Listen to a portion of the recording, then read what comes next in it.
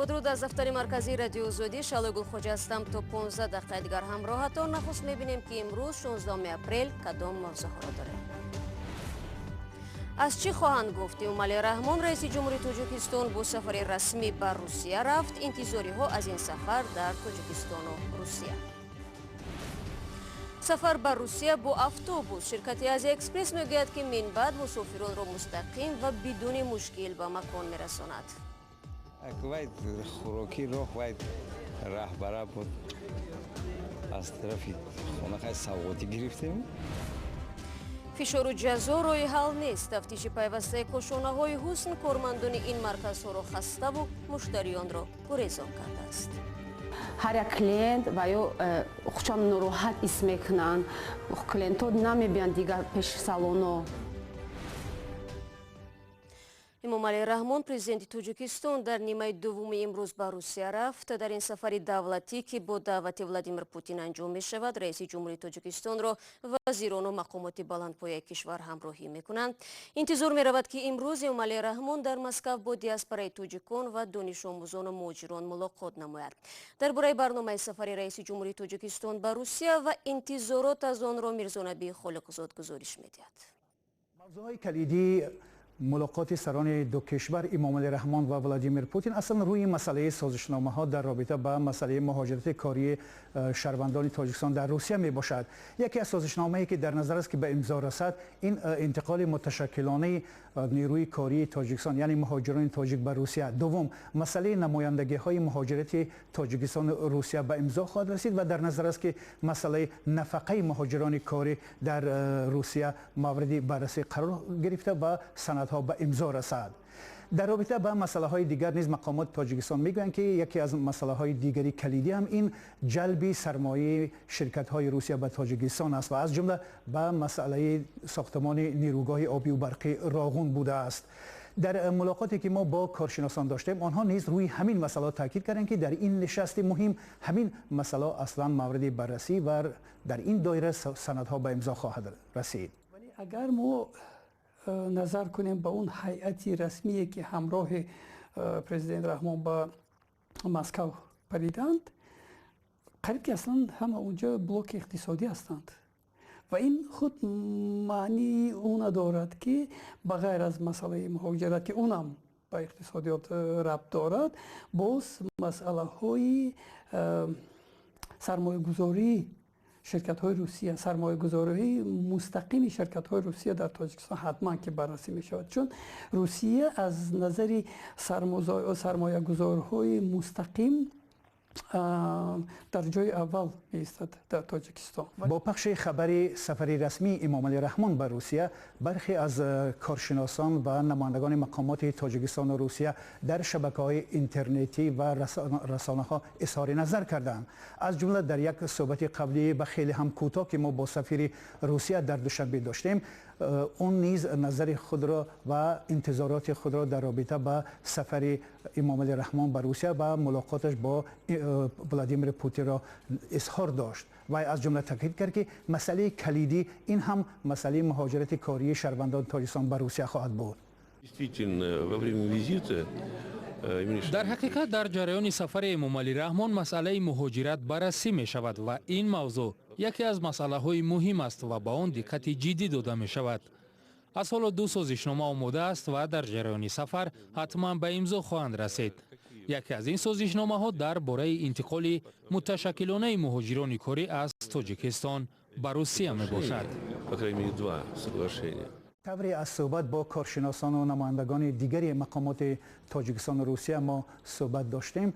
آنها بیشتر روی مسئله مهاجرت تاکید کردند و این را هم باید گویم که امروز هم مهاجران کاری تاجیک در روسیه و هم خویشاوندان و پیوندان آنها در دوشنبه منتظر حل مثبت مسائل مهاجرت کاری تاجیک در روسیه می باشند.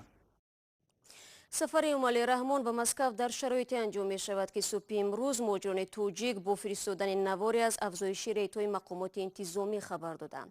аз ҷумла дар ин навор дида мешавад ки чӣ гуна дар як мошини панҷарадори полис муҳоҷирони тоҷик болои ҳамдигар ба қавле бор карда шуданд. мусоҳибони мо гуфтанд полис шоми гузашта беш аз 60 нафари ин муҳоҷиронро аз як корхонаи коркарди мева дар Москав боздошт намуда то ба ҳол дар шӯъбаи полис нигаҳ медорад, дар ҳоле ки бархе аз онҳо иҷозаи қонунии кору зиндагӣ дар Русияро доранд.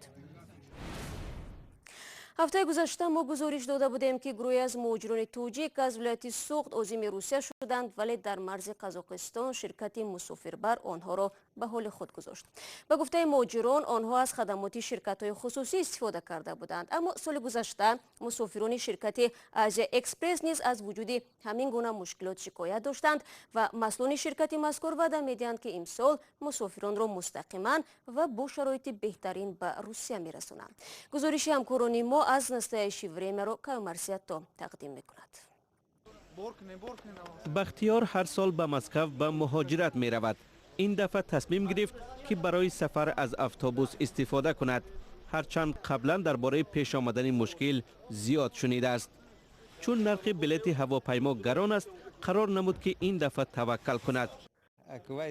хӯроки роҳ вай раҳбара буд аз тарафи хонахаи савғотӣ гирифтем, бод хай раҳбара буд пул кади мегирем.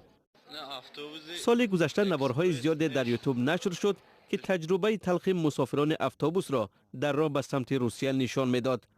онҳо шикоят доштанд ки автобусҳо дар роҳ вайрону сафари онҳо ба дароза кашида шуд. автобуси экспресс душанбе Москва бачаҳо омадан инами як сутка ина бачаҳо типа закасной. ина автобус дар шаҳри Самарқанд лечидага. дар ширкати нақлиётӣ ваъда медиҳанд ки имсол чунин мушкилот пеш нахоҳад омад. мусофиронро то нуқтаи охирин мустақим ва бо як автобус мерасонанд. онҳо мегӯянд минбаъд барои убур аз кишварҳои дигар автобусҳои онҷоро иҷора намегиранд. бар илова барои мусофирон шароити мусоиди сафар фароҳам карда мешавад. мо барои мусофирон ҳатто ғизо медиҳем. дар автобусҳои мо ҳамеша 2 яхдони калон кор мекунад. барои пешниҳоди чой ва қаҳва оби ҷӯш омада дорем. барои ҳар як мусофир монитор гузошта шудааст ва ӯ метавонад 5 барномаро тамошо кунад. ҳамчунин дар дохили автобус 2 телевизори калон ҳамаи барномаҳоро нишон медиҳад. қаблан мусофирони ин гуна хатсайрҳо аз хурдагирии пайвастаи гумрукчиёни кишварҳои гуногун шикоят мекарданд. дар ширкати нақлиётӣ мегӯянд, агар ҳуҷҷати мусофирон дуруст бошад, набояд дар ин замина мушкилот пеш ояд. қабл аз сафар ба Русия ҳуҷҷатҳои худро дуруст кунед. дар истгоҳи автобусҳо инҷо шумо бо мушкилот рӯбарӯ намешавед. мо ширкате дорем ки ҳамроҳ бо билет коғази бимаро низ медиҳад. иқтисоддонҳо бар ин назаранд ки интиқоли муҳоҷирон тавассути автобус ё мусофирбар яке аз бахшҳои ояндадор барои ширкатҳои нақлиётӣ аст. зиро бо назардошти афзоиши нархи билети ҳавопаймо талабот ба автобус ҳамеша вуҷуд хоҳад дошт. феълан ҳазорон муҳоҷири тоҷик тавассути мусофирбарҳои кишварҳои дигар ба Русия мераванд. ҳама чиро бояд ҳисоб кард, аммо дар умум автобус нисбат ба ҳавопаймо дар шароити феълӣ фоидаовартар аст. бояд аввал ин гуна хатсайрҳо ва шароити онҳоро ташкил намуд. барои чӣ қирғизҳо метавонанд, қазоқҳо метавонанд, мо наметавонем. албатта имкон дорад. дар ҳоли ҳозир дар тоҷикистон чанд ширкати начандон бузурге фаъолият доранд ки нахуст мусофиронро ҷамъ карда баъдан барои интиқоли онҳо ба Русия автобусҳоро ба иҷора мегиранд. аммо бозори интиқоли заминии муҳоҷирон дар ҳоли пайдоиш аст. ҳеҷ маълум нест ки саҳми онҳо дар рафту омади умумии муҳоҷирон чӣ қадар аст. барномаро идома медиҳем. баъзе аз вакилони маҷлиси намояндагон палатаи поёнии парлумон зидди боло бурдани нархи интернет дар Тоҷикистон ҳастанд. ҳадди ақал 4 вакили парлумон имрӯз дар суҳбат бо Радиои Озодӣ гуфтанд ки این اقدام برای مردم عادی سنگینی و صف نوروزیان را بیشتر میکند. روز 13 اپریل شرکت‌های موبیلی با نشر نرخنامه نو گفتند که نوچور قیمت‌ها را بالا میبرند زیرا مقامات چنین قرار قبول کردند. ما از عبدالله اشورов خواهش کردیم که با زبان ساده نرخنامه نو را برای شما توضیح بدهد. 4 شرکت موبیلی تاجیکستان طرفهای نوی خود را برای گفتگوهای موبیلی و استفاده اینترنت اعلان کردند که سر از 18 اپریل به اجرا می‌دارد. بر پایه آن مشتریان برای هر 1 مگابایت اینترنت 62 دیرم پرداخت خواهند کرد. اگر قبلا شما در یک ماه به حساب میانه 3 گیگابایت اینترنت خرج می‌کردید و برای این 65 سومانی پرداخت می‌کردید، حالا برای خرید همین مقدار اینترنت 186 سومانی باید پرداخت کنید.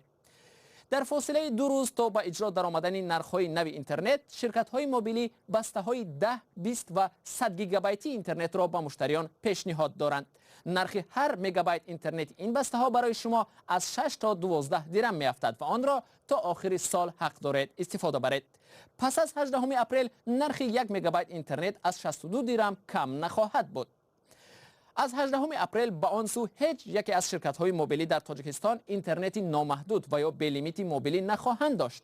برخی از استفاده برندگان مودم و یا وای فای راوترها که تا به حال از طرفه‌های بی لیمیت اینترنت موبیلی بهره می‌بردند از آن محروم می‌شوند. اگر شما مودم و دستگاه وای فای دارید که با اینترنت بیناقل توسط سیم کارت پیوسته است، پس مواظب هر مگابایت خود باشید که 62 دیرم از جیب شما را کم می‌کند. از 18 اپریل نرخ گفتگوهای عادی نیز طریق تلفن‌های موبیل دیگر می شود. تا کنون نرخ 1 دقیقه گفتگوی بین شبکه‌ای با تلفن‌های موبیلی به حساب میانه 40 دیرم نرخ داشت. شرکت‌ها در مجموع 3 تعریف را با نام‌های گوناگون اما نرخ‌های یکسان به مشتریان پیشنهاد می‌کنند. طرفه رقم 1 پرداخت ابوننتی 25 سومانی، معاشرت نامحدود در داخل شبکه، 20 دقیقه گفتگو و 20 SMS با شرکت‌های دیگر.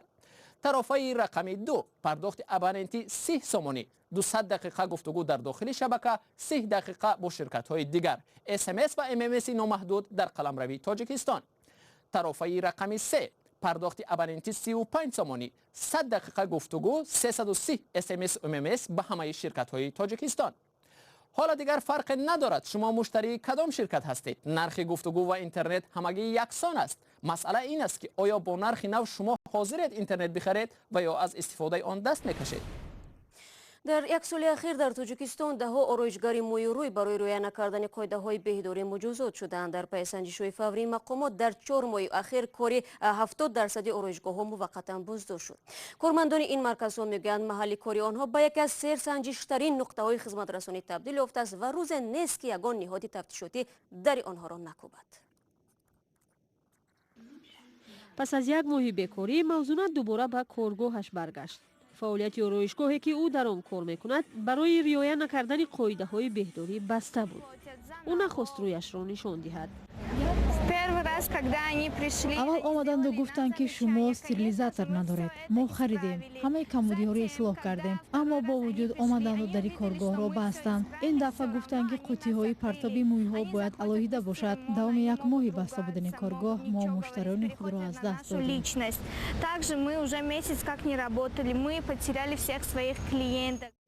بعد انتقاد پرزیدنت از وضع سانیتری مرکزهای دندان پزشکی، کاشانه‌های حسن و سرتراشخانه‌ها ریدهای مقامات سر شد.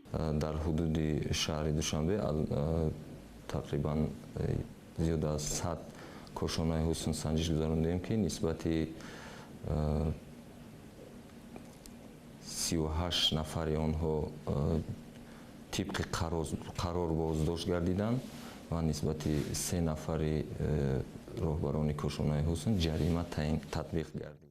مقامات میگوید در برخی از این نقطه ها عادی‌ترین قاعده‌های بی‌خطری هم رعایت نمی‌شد. حالت کاشانه‌هایی بود که تعمیر طلب بودند، یعنی که با طلبات جوابگو نبودند، یعنی که کاشانه‌هایی که از جمله در سطح حجت نگاری، در سطح مثال تازگی، در سطح موادهای که داشتن مثل موادهای آرایشی. کارمندان کاشانه‌های حسن و سرتراشخانه‌ها میگویند محل کاری آنها به یکی از سرسنجش‌ترین نقطه‌های خدمت رسانی تبدیل یافته است. بعد هم خیلی برنامه امروز را بینندگان عزیز با این مطلب به پایان میرسانیم، اما شما امکان دارید 24 ساعت در شبانه روز نوار و گزارش‌های جالب را از آزادی ویدیو کانال ما در یوتیوب تماشا کنید. خبرهای روز را در وبسایت رادیو آزادی www.azodi.org بخوانید. فردا صبح بر وقت نوید بامدادی تقدیمتان می شود. فراموش نکنید. تا آن وقت خدا نگهداری هر یکی شما عزیزان باشید.